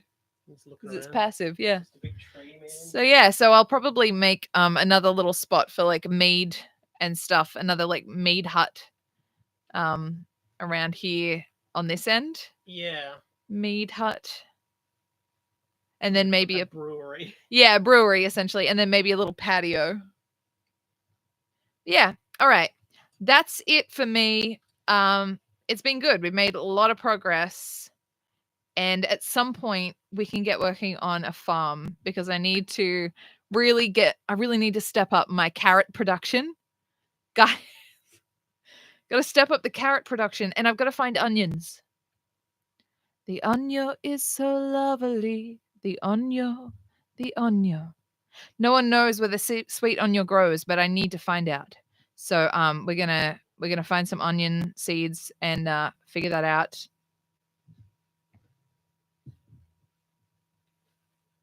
I will. I'll try to make it to KYB tomorrow, and we'll see how I'm going. I should be okay. But yeah, thank you so much for watching, folks. Hope you like how the that's gonna annoy me. I've got to fix that now. Otherwise, it will bother me for the rest of time. I will get this random piece of wood from off the roof, and then I will go. If I don't get this piece of wood from off the roof, it will bother me until I scream. Okay. Thank you so much for watching. I will be back here again next Sunday from 3 till 5 Australian Eastern Daylight Time in my nice little castle. All right. Yeah. Thank you. Thank you so much. Bye.